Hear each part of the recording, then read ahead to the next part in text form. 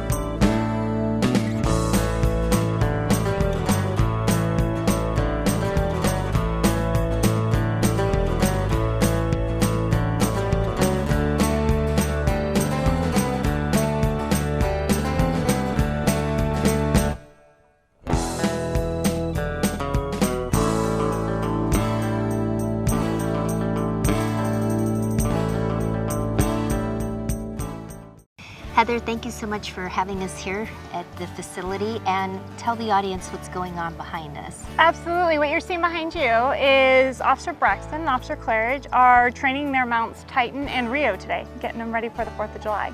Yes, and the 4th of July, a huge celebration. We're in the middle of Tempe, Arizona. That's correct. College town. Yes. And the kids tend to get a little bit crazy, right? Every once in a while that does happen. So I went on your site and I saw that the police on a horse can get through the crowds quicker than being in their vehicles. Would you like to elaborate? Absolutely. Elaborate. These guys are used commonly in the crowd environment and in the downtown. There's several different reasons why. One is that, as you can see, they're quite large, so we can see them coming. People who need help can see them coming.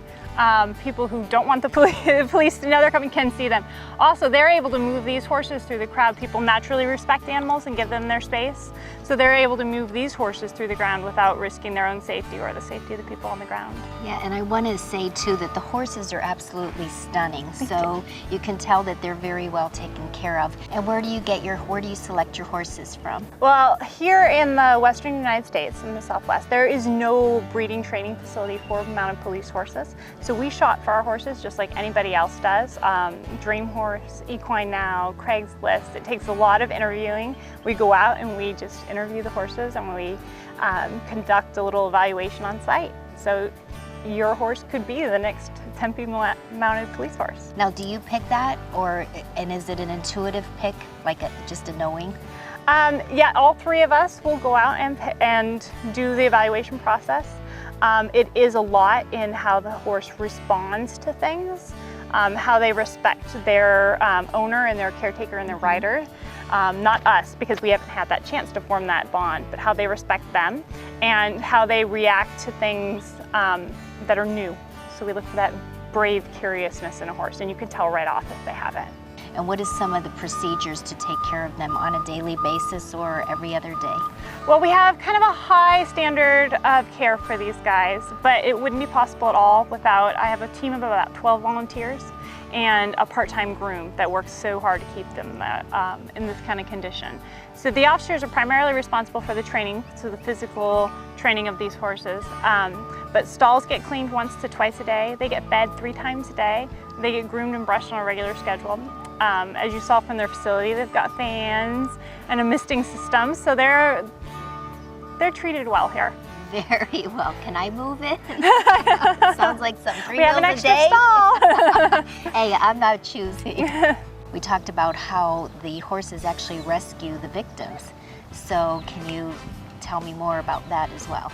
Absolutely. When we're working in a large crowded environment, sometimes it's impossible for the officers on foot to get into where the crime is happening.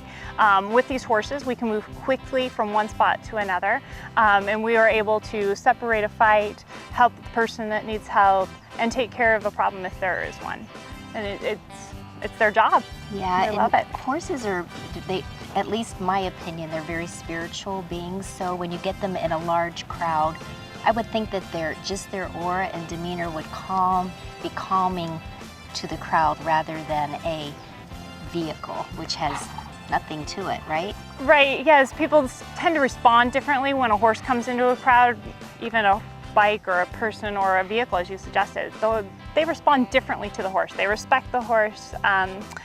People have a natural just kind of a feeling for horses. Either you love them or you're scared of them. Yes. But more people do love them. Mm-hmm. So they do create this kind of, here come the horses, oh, everything's gonna be all right.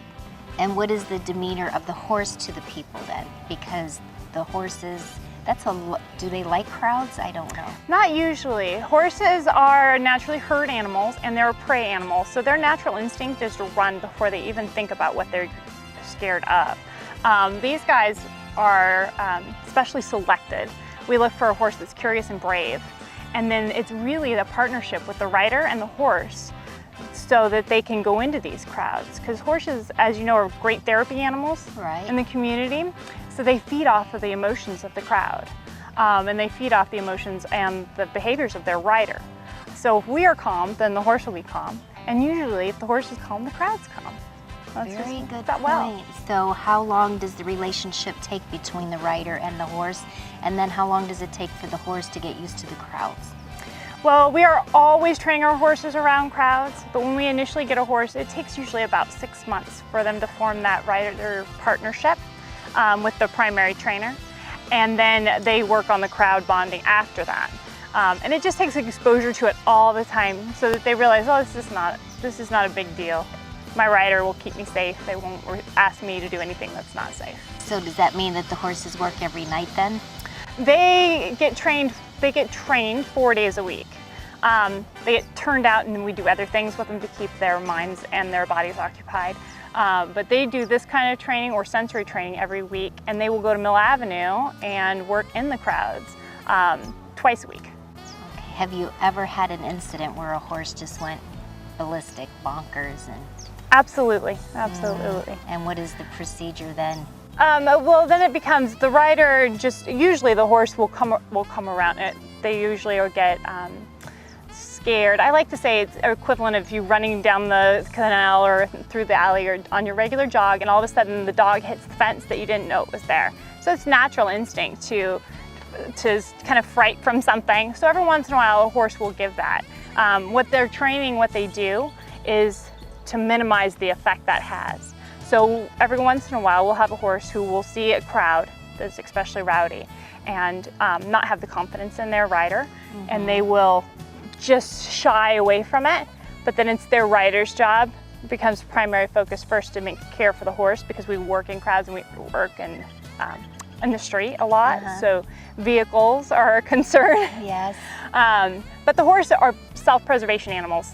So the rider and the horse can come together. It just takes an extra little fraction of a second. And sometimes the public and the citizens don't even see it. But we notice the hesitation or the gather of their body to make themselves kind of small to get away. And just one more question before we close, but any difference between the male and the female behaviors? In the horses? Yes, for the crowds, is there one sex selection better than the other? We have all geldings in our barn here, and primarily that's because the geldings will all get along better. In a herd environment, there's one lead mare, and they fight for that lead dominance all the time. So if we need our horses to work as a team and work together, then we use all geldings. Do you have anything you want to say to the public out there for the 4th of July weekend? Any safety tips, any messages that you might have? We have 2 big problems on 4th of July. One is lost children. So keep a hold of your kids, make an emergency plan if you're going to a large event, of where to meet if you get separated. And know what they're wearing. Absolutely. Yes. Make sure they know your cell phone number. And then second, just make sure that if you choose to use fireworks, that you do it safely. Thank you very much You're for your welcome. time. I think what you guys are doing is fabulous, and we'll see. We love it. Thank you. Remember, folks, please be safe out there during the 4th of July. This is Kimberly reminding you, it only takes one to do something great. Are you the one? Remember, the Global Rescuers isn't just a show, it is a movement. We'll see you next time.